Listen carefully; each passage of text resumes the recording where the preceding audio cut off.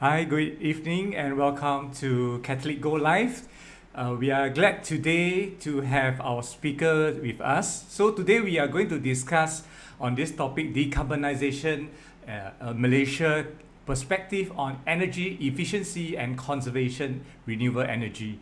So as most of us might not know, the World Day of Prayer for Care of Creation kickstarts of the season of creation, which ends somewhere last week, 4th of October, on the feast of Saint Francis Assisi. So today we are gathered here to know more about how can we actually be more energy efficiency and to conserve and renew our energy. So we would like to invite all of our viewers to actually share and invite more friends to join us with our speaker tonight. So today, together with me is Dr. Maria. She's the lead of Creation Justice from Malacca Johor Diocese. Let's welcome Dr. Maria. Hi, good evening, Doctor. Good evening. Yeah, over to you. Yeah, okay. Yeah, good evening, everyone. So just let me introduce to you that this seminar that we are organizing is part of our Decarbonizing Malaysia project by the Episcopal Commission for Creation Justice of Malaysia, Singapore, and Brunei. So the aim is for the Roman Catholic Church in Malaysia to promote and facilitate a just transition to an equitable, resilient, regenerative, and decarbonized economy in the country. All right.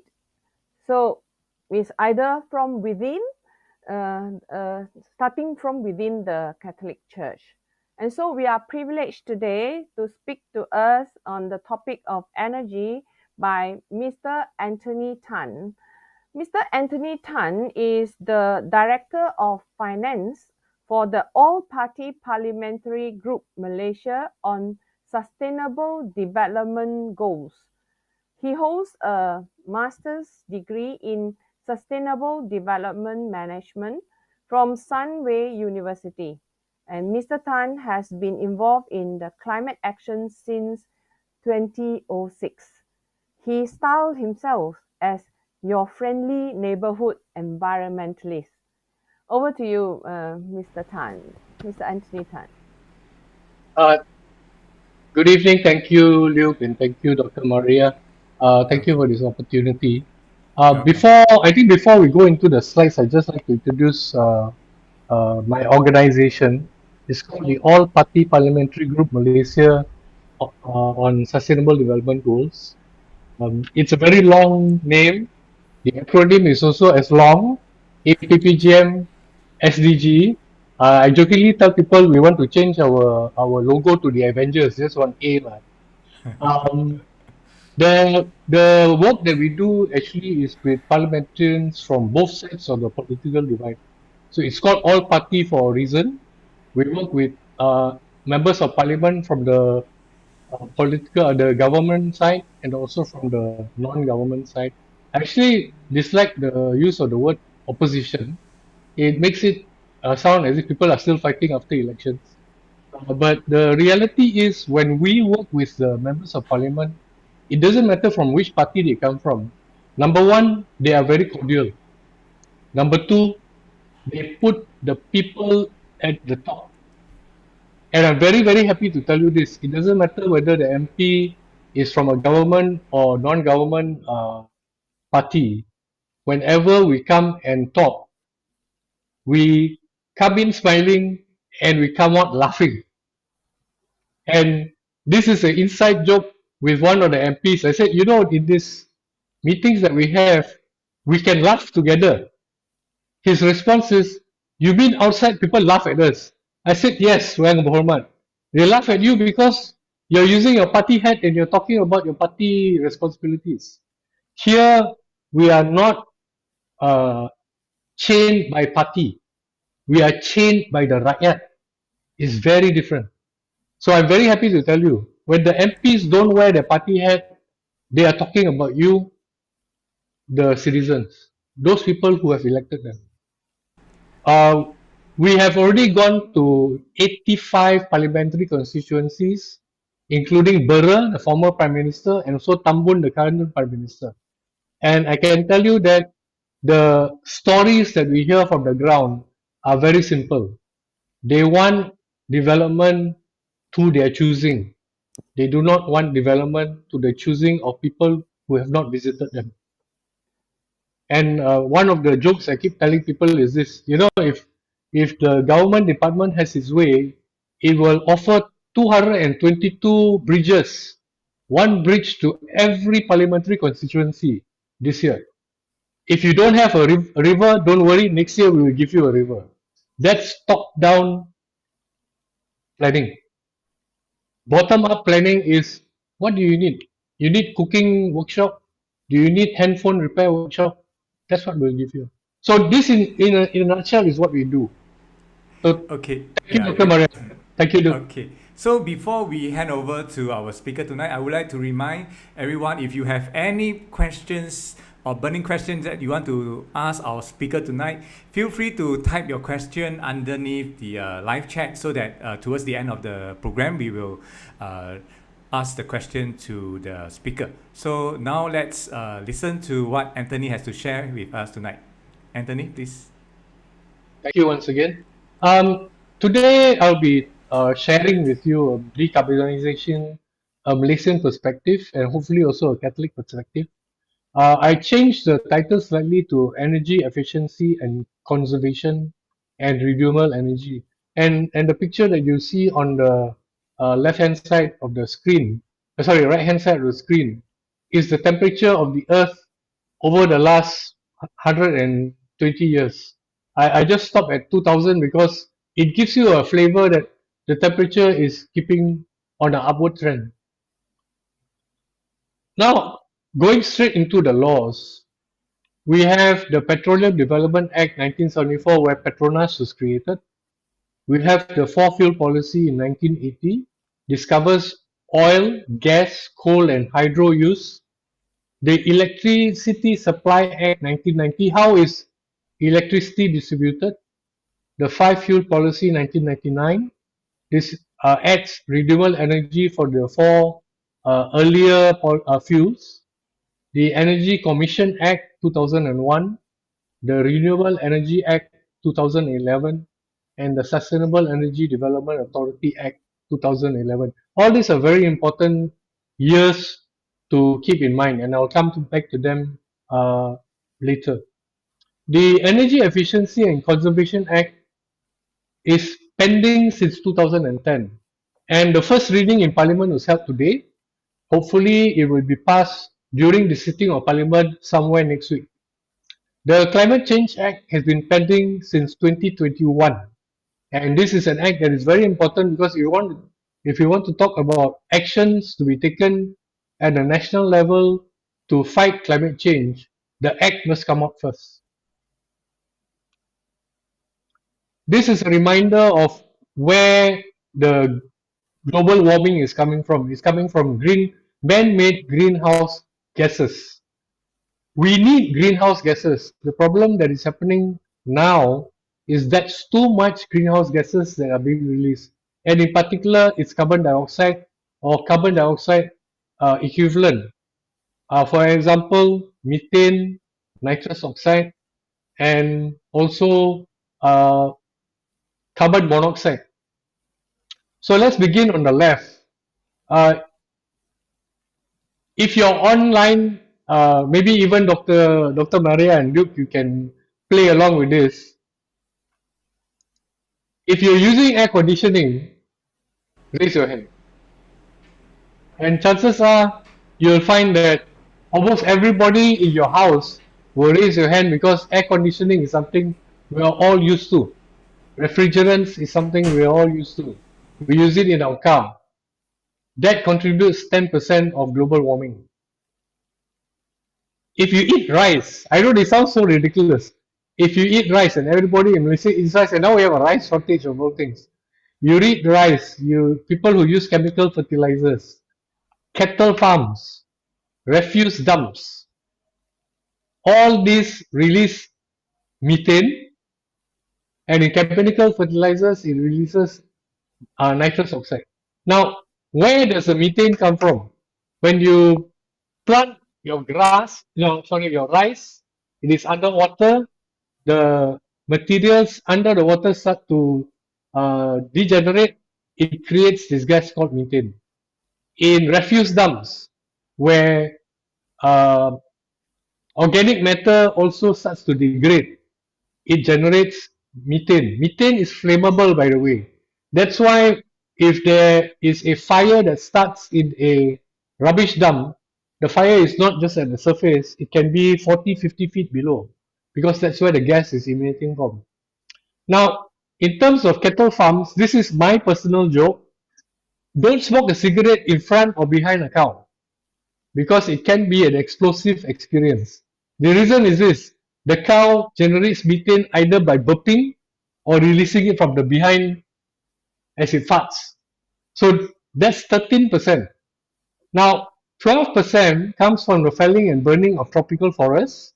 Everybody will point to Indonesia, but what is very little known is most of the companies in Indonesia are actually on the Singapore Stock Exchange, and they are either owned by Singaporeans or Malaysians.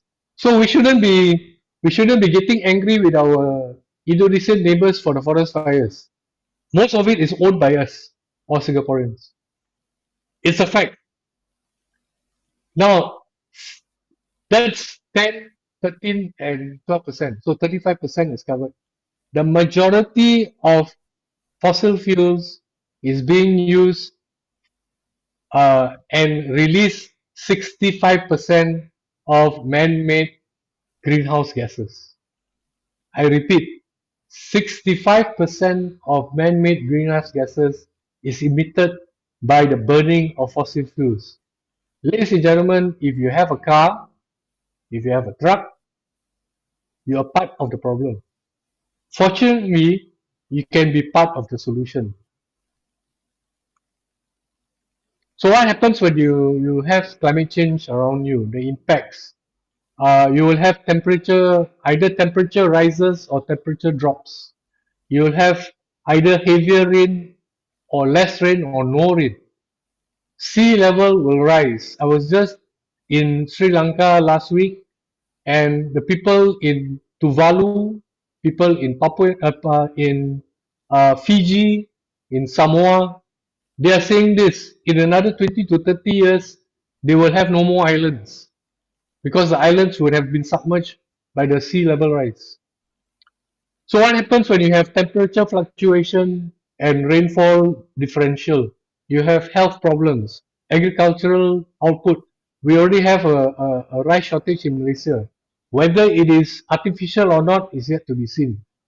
You will have loss of forests and biodiversity, our water resources and aquatic life, coastal areas erosion will happen, and species and natural areas will disappear very quickly.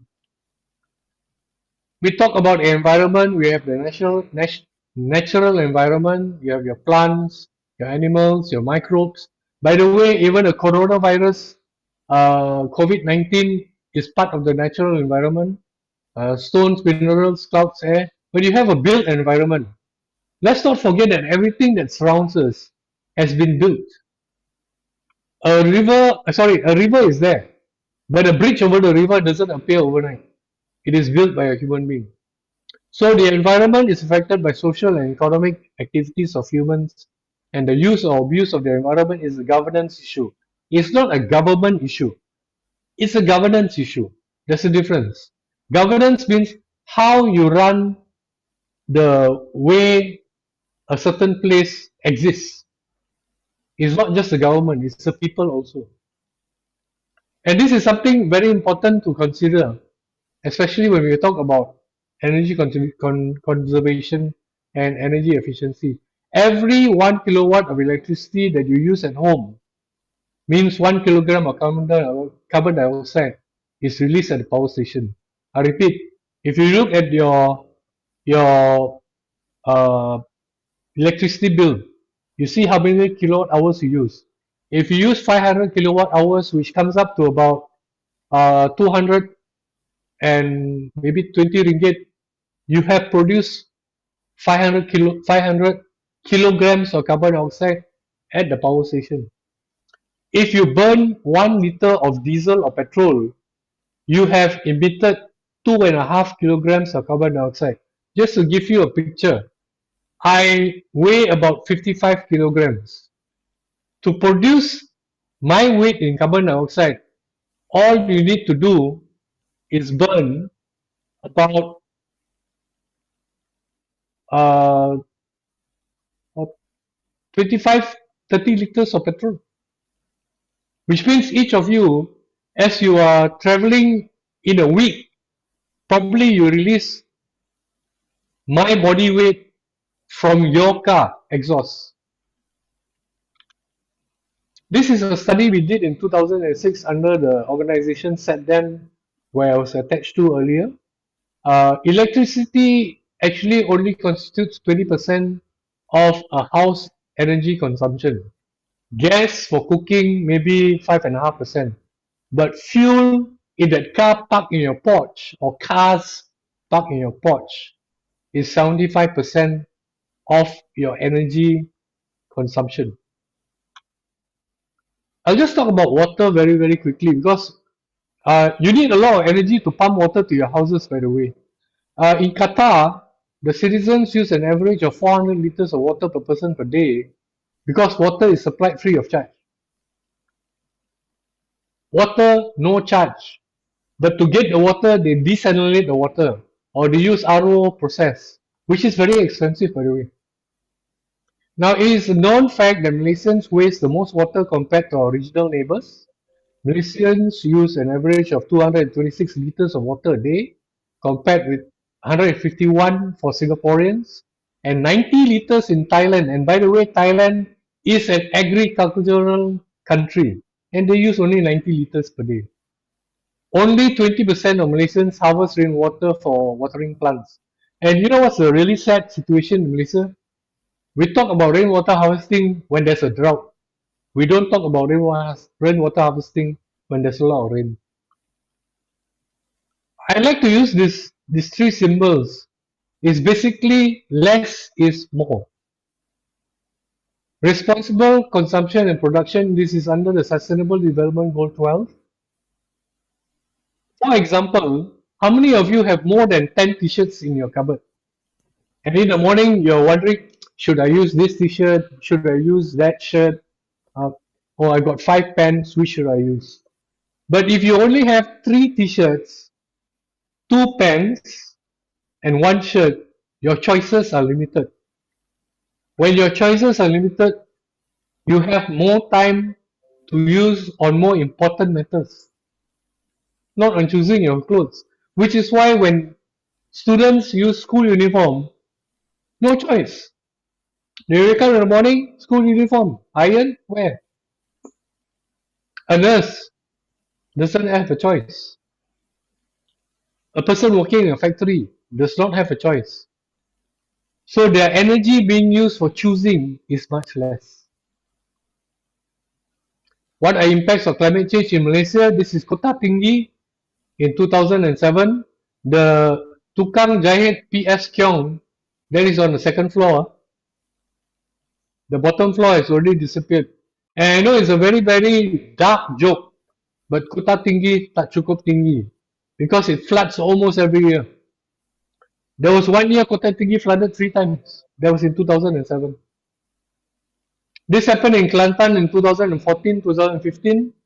These were not water floods, these were mud floods.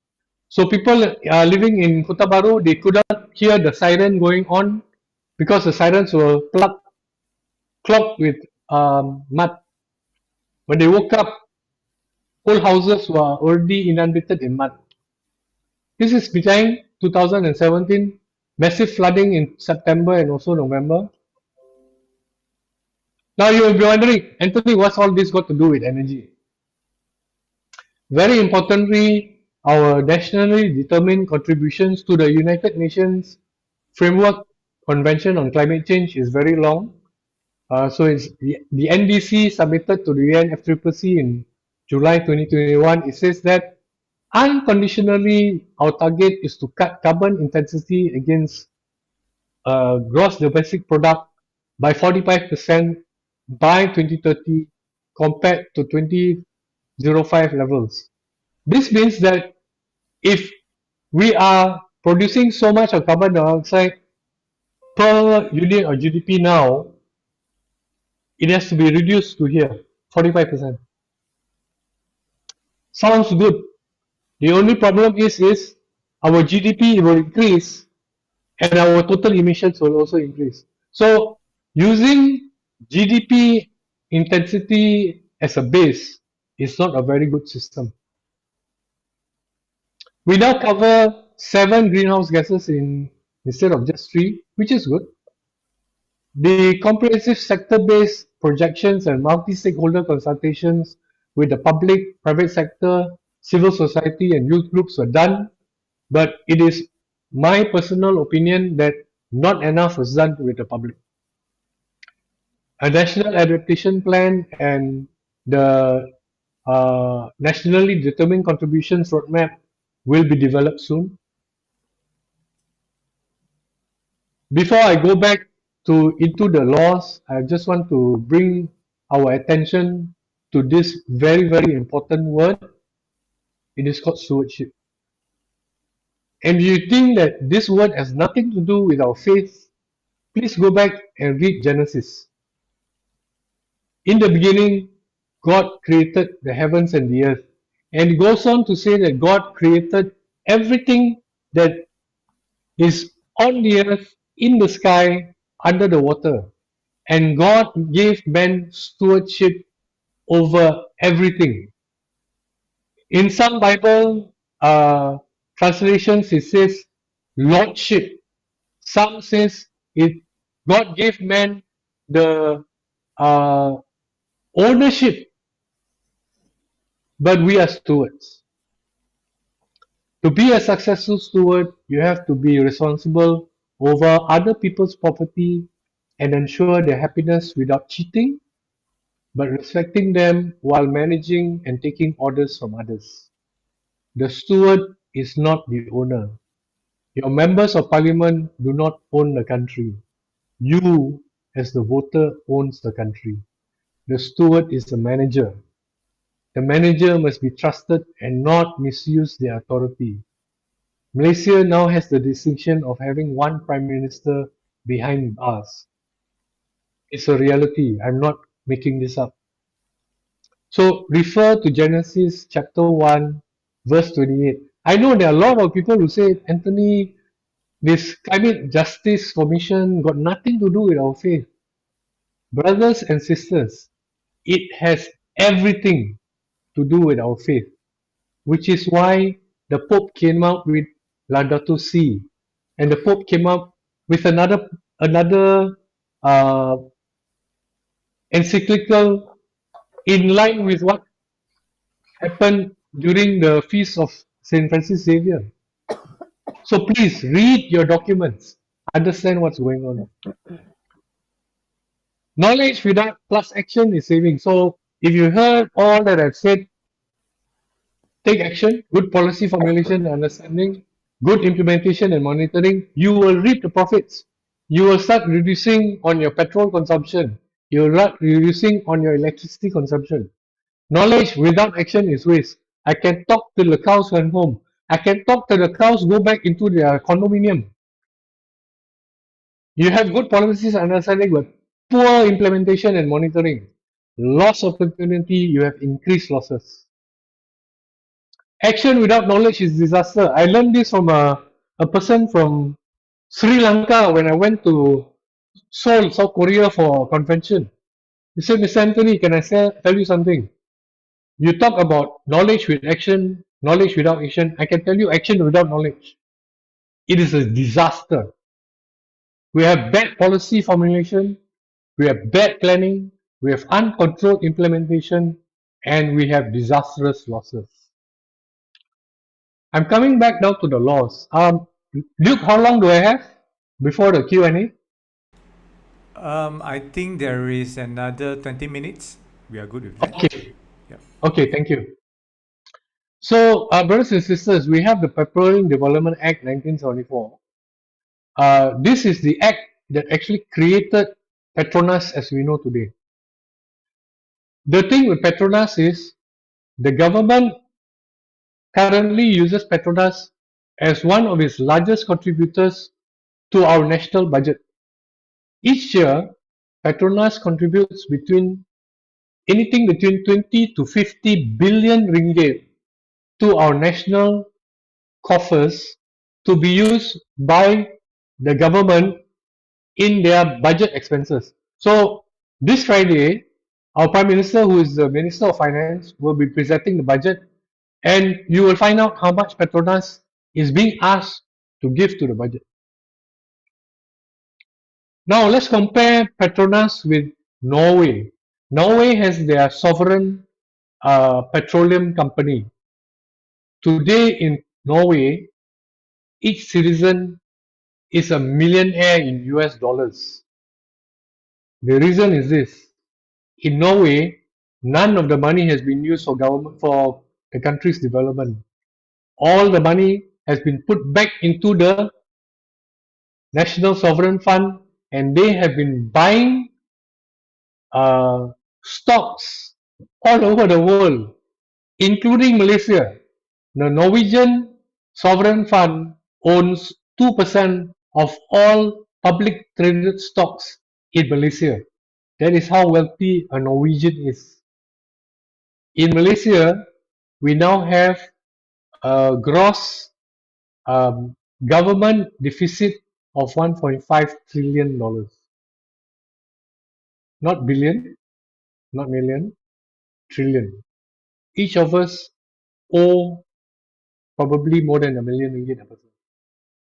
The four fuel policy in 1980, this talked about oil, gas, coal, and hydro. Hydro, many people say, oh, hydro is carbon neutral. I beg to differ. Small hydro projects, very good. Major hydro projects like Bakun and Baram, a lot of logs are actually still in the dam. It is decomposing and methane is being released. The Electricity Supply Act 1990, this is where it gives TNB the sole right to distribute electricity in Peninsular Malaysia and Sabah. In this month, if I'm not mistaken, Parliament will now desegregate Sabah from this act. Sarawak has its own act. So whatever electricity that is distributed in Malaysia, everyone can only sell to TNB. By right, even the electricity that you use from your own solar goes through TNB and comes back to you. The 5-fuel policy 1999, here you see that renewable energy has been added as a 5th fuel. In 2001, the Energy Commission Act was passed. This gives the Energy Commission the sole power to decide when new power stations are to be built, where new power stations are to be built, how much of electricity to be generated by the power station. They also have the power to decommission power stations, which means if there is an old fuel using coal and very dirty coal, the Energy Commission, the EC, can decommission the power station. The Renewable Energy Act came about in 2011, and this act talks about how you can generate renewable energy, whether at your home scale, at a farm scale, or at a small or large hydro scale. This is when the whole idea of feed-in tariff was introduced to Malaysians. You put up a solar panel on your roof, you sell it back to TNB at a premium. So instead of selling, say, 1 unit or 1 kilowatt hour of electricity to TNB for 40 cents, at that time, people were getting paid 1 ringgit 20 cents, 1 ringgit 40 cents for a period of 21 years. Today, the same people are still being paid 1 ringgit 20 cents and 1 ringgit 40 cents until the 21 years is completed in the year 2032. The Sustainable Energy Development Authority Act is the one that uses the Renewable Energy Act to control the generation and supply of renewable energy to the grid. So these two acts come hand in hand. Now I come to the last two acts, the one I mentioned that hopefully will be passed during the sitting of Parliament. Excuse me.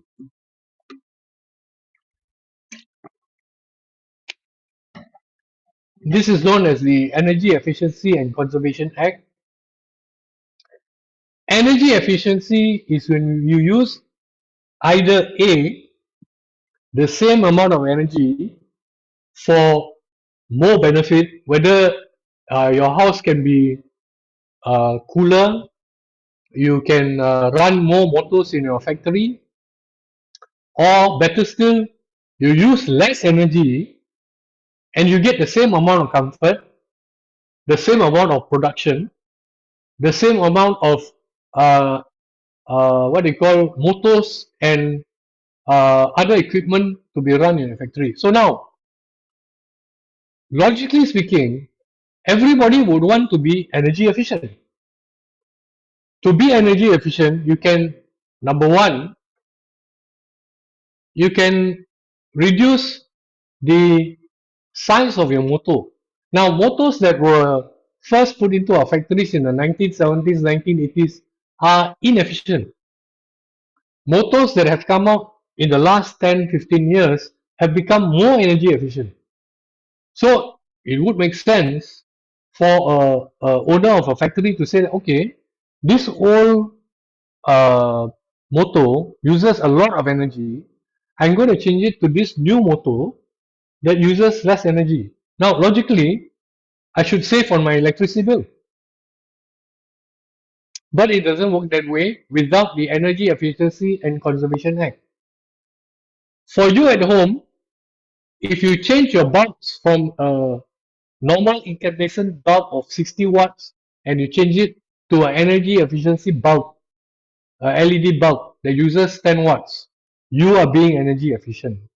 If you use a new fan that uses only 25 watts versus an old fan that uses 45 watts, you are being energy efficient. But for the person who is in the factory, their factory has this thing called a substation. That substation, he may have signed the agreement with TNB 30 years ago, 25 years ago. In that agreement, they have to use a certain amount of electricity, otherwise they will be charged a penalty. So now you are the owner of the factory, you want to be energy efficient, but the moment your electricity consumption drops below what you have agreed with TNB, you have to pay a penalty. So is that an encouragement to be energy efficient if you are a factory operator or business operator with a large business? No. Without the Energy Efficiency Act, large factories, large companies will not want to go into energy efficiency because they are penalized. So the Electricity Supply Act has to be amended accordingly to allow people, especially owners of businesses and factories, to become energy efficient so that they can reap the profit of buying new equipment, investing in new motors. The Energy Efficiency and Conservation Act. Now, the conservation part is this: you use less because it is not beneficial for you to waste. Let me give you an illustration. Many of us, when we go to a hotel, we will find that the hotel temperature is set at 18 degrees or 16 degrees. We don't want that. I often ask people, are we Eskimos in Malaysia that we have to go into a room that is 18 degrees or 16 degrees? Worse still, I go to my church and I find people putting the air conditioning temperature in a small room 20 degrees, and they're using overcoats or jackets. I said, brothers and sisters, you're sinning. Say, Anthony, why are you being so harsh to us? I'm being harsh because it is the truth. Do you really need 20 degrees? You use 20 degrees, you're sitting next to the aircon, you use an aircon. The poor fella sitting right in front without the aircon is asking where's the fan? Because there's no circulation. Most of our churches with air conditioners don't have proper circulation. That's why you'll find people very strategically saying that, brother, you're sitting in my pew because the fan is coming through to this side. Please go and sit somewhere else. I've been sitting here for the last 5 years. Don't tell me you haven't noticed people like that, because I know I've seen people like that. When I was in Malacca in Assumption Church, now it's known as Assumption Chapel, my mother used to do that every day when she was alive. She will sit in a particular pew to the point I'll ask her, Mommy, do you have your name there? No, why? You act as if you own the place. Circulation. We can reduce the amount of electricity that we use in our churches, in the church building itself, in the parish office, in the Sunday schools, in the activity rooms. Simple thing. Put fans with the aircon, and you'll find that everybody feels nice. Okay, I give you minimum 22 degrees, maximum 24 degrees. You check now in your church. Are people using 20 degrees and 18 degrees? Correct it. Because in Malaysia, the ambient temperature should be between 24 to 26. I'm giving you a discount, 22 to 24. So this act has been pending since 2010. There have been various issues, which I will not go into, but hopefully we will have this passed during the parliamentary sitting in October, November. Now I am in a group called the Malaysian Energy Efficiency Group. Many of them have been working on this since 2010 to get the government to please get this act into place. Some of them have been working even before 2010. And you know what they are telling me along the way? Anthony, we are Malaysian. Doesn't matter Chinese, Malay, Indian, Kadazan, Iban or orang asli. We are Malaysian. When we talk, government officers, the officials, high officials won't listen. But when a European, American, or Australian comes and talks, the same thing we've been talking, they will give them $1 $1 million to 10 million US dollars as contract fee, as a consultant, telling them exactly what we have said. Brothers and sisters, this is the sad reality in our country. We Malaysians are not held in high esteem in certain places, but foreigners are. Not Bangladeshis, not the poor, what they call guy from Indonesia or the maid from Philippines, but Europeans. Somewhere along the line, many government officials have forgotten that the British Raj left Malaysia in 1957. Sad to say, it's still happening. The Climate Change Act is pending since 2021. There are various reasons here also. If I can be truthful to you, one of the reasons is some of the government departments want to be very, very ambitious and say by this year, by 2030, we will achieve this. By 2040, we will achieve this. By 2050, we will achieve this. Unfortunately, the government agency that is in charge of the Climate Change Act is not willing to put the deadlines and the milestones, because it is not to the interest of the Malaysian government to have checkpoints. Brothers and sisters, I find this actually quite ridiculous. But again, this is how government works. So if you want government to change, we need to get them to change their mindset. It is very important that we use our rights as citizens of Malaysia, and particularly as Catholics in Malaysia, to use our voting power rightly. I know some people are going to say, Anthony, you are talking out of tune, you're being very political. I'm sorry to say that we have to do this.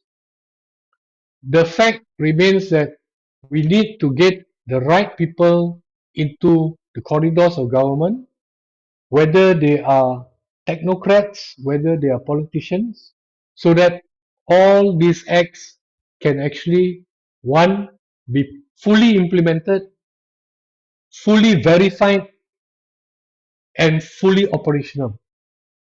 Or else, probably in the next 5 years, we'll be having another, what you call, series of talks on energy and the climate, and I'll be giving you the same presentation. Probably Luke will just have to run the same video. I don't know, man. Dr. Maria. I really don't know whether that will be the reality or not. Okay, so uh, thank you for your patience. Thank you for your kindness. Again, this has been decarbonization, Malaysian perspective, energy efficiency and conservation, and renewable energy. And my name is Anthony Tan Kee Huat, the Director of Finance for the All Party Parliamentary Group Malaysia on Sustainable Development Goals, APPG and SDG.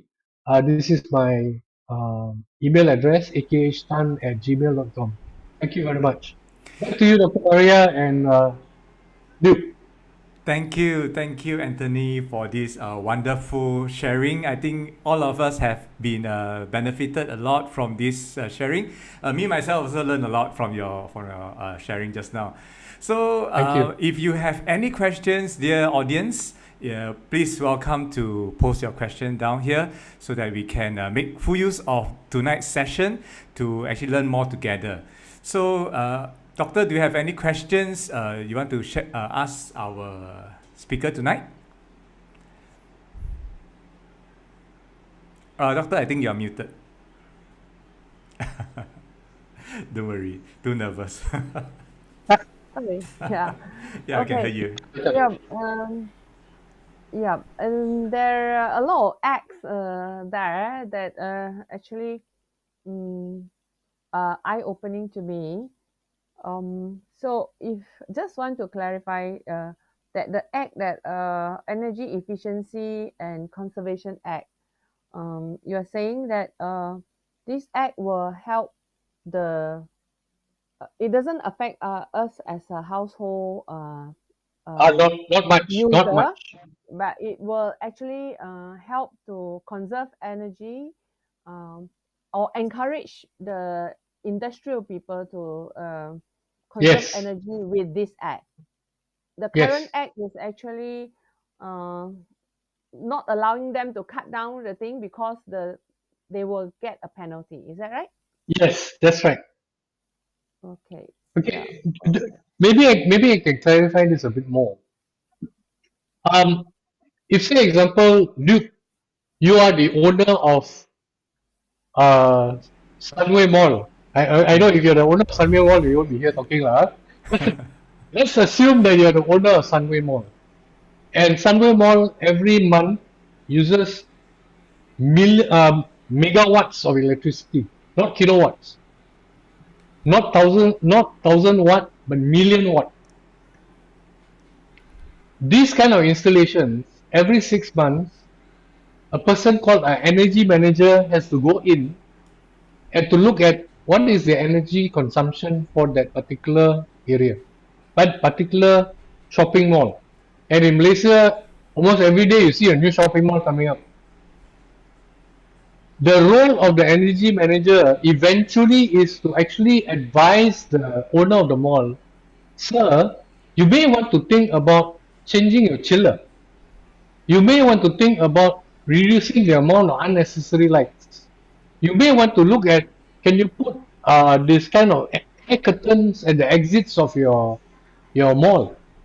because you're losing air conditioning. See, many people will not think of that. When the door opens, what happens to the cool air inside? It gushes out. Every time the door opens, it gushes out, it closes. Now in a mall like Sunway, the the door might as well be open all the while. Because okay, if somebody coming, if you're a person there controlling the door, welcome. Oh, wait, somebody's coming. Let's close. Hey, wait, somebody's coming. How much cold air is being lost?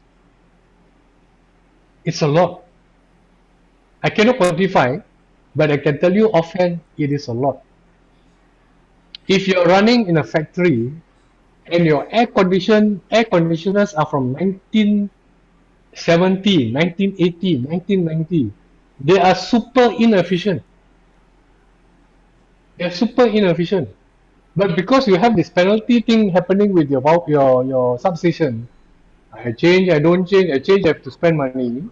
I become efficient, I get penalized. Might as well I don't do.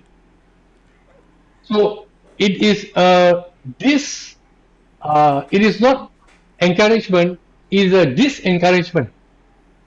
So look, if you own Sunway Mall, don't change any of your air conditioners. Not worth your time.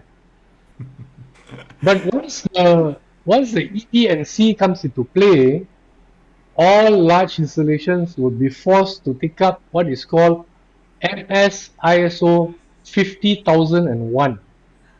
This is called energy management systems.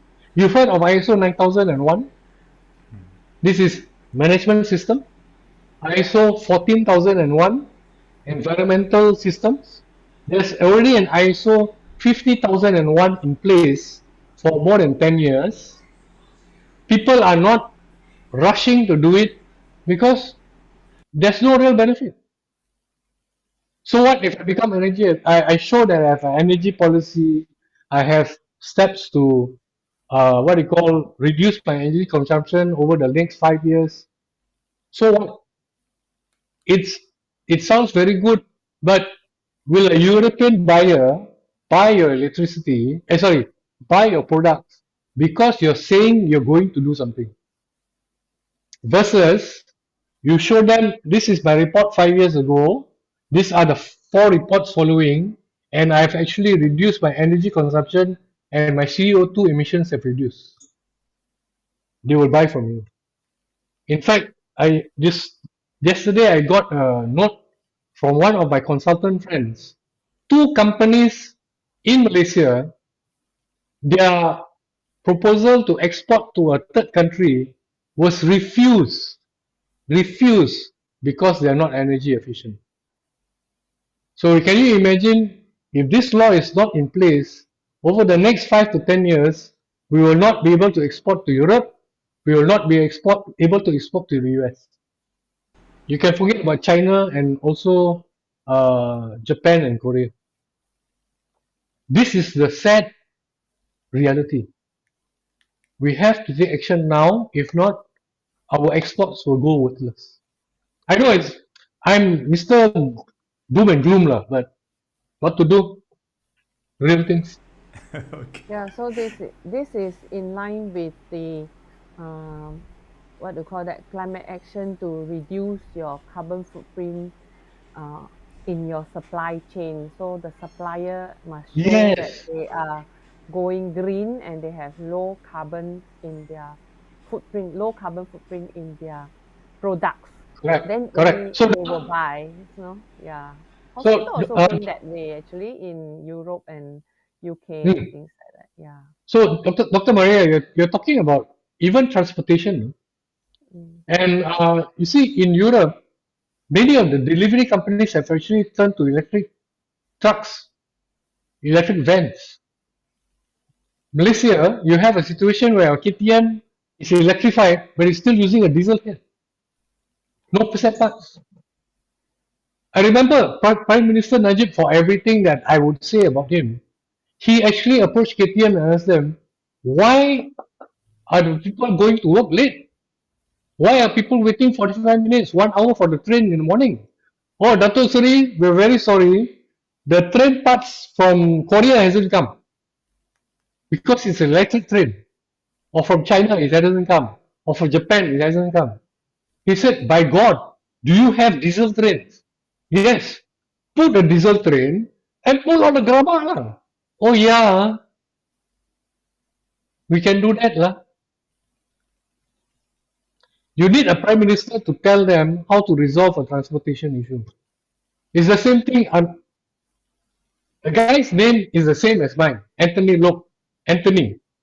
You know how many times I have to send pictures of escalator not moving, lift not working, and the escalators and lift not working in the same LRT station. Tell me how a person in a wheelchair is going to use the LRT. And I have to ask the context. Can you please see whether Yang Berhormat Menteri Anthony Look will get this? You know what happened? A reporter actually sent the pictures to the minister. Within 2 hours, I got a reply via my friend. Say, oh, Yang Berhormat Menteri, the problem with this place is this. We will get it rectified in 2 days. The problem with this is this. Friends, fellow Catholics, do you need a minister to go and inspect all the lifts and the what they call the escalators? He doesn't have officers. Prasarana got no people to go and check. I'm frustrated. As an environmentalist, I'm frustrated. You know why? The blessed Taipan LRT station is less than 100 meters away from my house. I'm not talking the station, I'm talking the platform. I go in the station from my house door to the platform is 5 minutes. And I'm encountered with, is lift not working already for 1 week? How the people who are in a wheelchair to come? How's a person on a crutches? This is maintenance mentality. And you know, recently the government says they want to have a rocket launcher, a rocket launching facility in Malaysia. My question is, will the lifts work? Sorry to be cynical, but I've said this even to ministers. We have to change our mentality in terms of repair, maintenance. Okay, thank you, Anthony. After listening to your sharing just now, I noticed that this, in order to achieve this energy efficiency, is related to starting from the supply chain, the consumer as well. So, in terms of our topics today, how Yes. can a Catholic, be it a Catholic church or Catholic parents, Catholic family, how can we react and be responsible for all these conservations of energy? Okay. I know it's going to sound stupid to a lot of people. If you're not in the room, switch off the light. I'm currently in my office because I wanted to have a stable internet and no noise from my dog. My son's dog will be barking all the while. I'm in my office and all the lights outside are off except for the walkway. You go to any Catholic house, lights will be on as if they own PNB because I'm going to come back here in 5 minutes.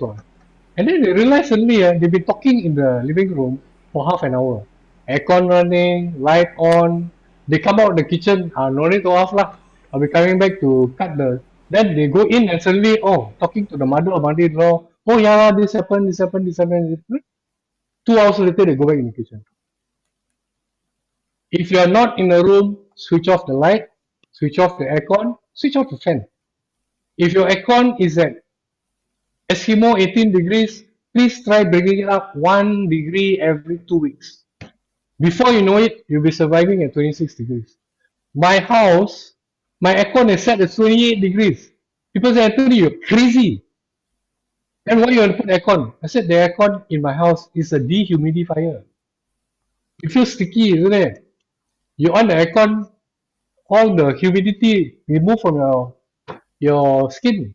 It doesn't need 18 degrees, 20 degrees, 22 degrees, 24 degrees. You start to go. So these are simple things. When you use your car, please, by all means, man, if you are going to buy something, plan. Don't drive out, go buy newspaper, come back. Ah, yeah, forgot to buy the bread. Drive out again, go buy the bread, come back. Ah, yeah, the roti chana again, I forgot. Make a list. I know it's a joke to many of us, but there are some viewers who, my husband is like that. I ask him to buy 10 things, you go out 4 times. So, men, I know it's not sexism, it's a reality. We are very easily distracted. So, make a list what to buy. You know, when during COVID, I made a list what to buy when I go grocery shopping. I go out and come back within 45 minutes because I even have a route. I go in, first fruits, vegetables, chicken, fish, other dry goods. Come back, pay, go. My wife, bless her soul, if she's watching this, she will go to the vegetable side, check. I have this at home, okay, no need. Check carrots. I have 4 carrots at home. Maybe don't need to buy this week. We'll be in there for at least 1 hour. And I still buy the fish and the chicken, by the way. I So, think the other thing that I actually learned from Anthony, I think is very good that you have highlighted that water. We have taken water for granted, our tap water, we have taken it for granted that, and we didn't, many of us didn't connect it to the power, the energy that is involved in getting the water from oh, wherever it is being yeah. cleaned, and sent to us. And many of us just use tap water for granted and wash our car, wash our car porch, and where actually all these can actually use harvested rainwater And that you, actually you will brought, save energy, sorry, and our water is too cheap that we don't actually realize that it is as so as a energy intensive. Yeah. as an environmentalist, we were fighting against Selangor giving 20-meter cube water free because we were joking that people from Lagos Villa will come and bathe here. Uh, you brought up a very valid point about energy. Do you know that in Europe and many advanced countries, they are recovering energy and creating renewable energy from the massive pipes of water? They're putting turbines to recover energy as the water flows. Ah, that's a very good Because one. you know that for a water company in Europe, 60 to 80% of their cost is not water, it's electricity. Malaysia, okay, you may be shocked, you may not be shocked. Malaysia, our petrol is 2.05 ringgit per liter. In Sri Lanka, is 6 ringgit. That means every liter 4 ringgit is being subsidized. If you are a guy riding a kapchai, you pump 1 liter, you get 4 ringgit subsidy. Person driving a kancil, 10 liters gets 40 ringgit. Fella driving Mercedes-Benz 60 liters gets 240 ringgit subsidy per full tank. If he drives a Bentley, it's double full tank. 60 liters, 60 liters. 120 liters, 480 ringgit subsidy. In Malaysia, our petrol subsidy alone is 48 to 50 billion a year. Can you imagine how many schools, how many hospitals, and how many schools for Tibet, technical schools? How many hundred schools can be built? But no, just go pump petrol and use it. It's okay, what? Petrol is cheap. But it's cheap at the cost of our development. And this is something which a lot of people either don't know or don't want to know because it's cheap. And because petrol is cheap, our coal is subsidized, our gas is subsidized, our electricity is subsidized. Proper electricity prices should be 1 ringgit or 150 per kilowatt hour. You will see how many people will on the aircons after that. Rationalizing, we were talking about rationalizing subsidies earlier before the discussion started. This is something that will be real. In the Philippines, people can own an aircon. They can own 5 aircons. They can only switch on one at a time. They cannot afford using 5 aircons for the shop. Yep. Thank you, Thank you. Anthony. So to link back something that you shared just now also in terms of knowledge and the actions that individual or organization or the government can take can actually give impact to how do we conserve the energy and eventually achieve the efficiency of the energy.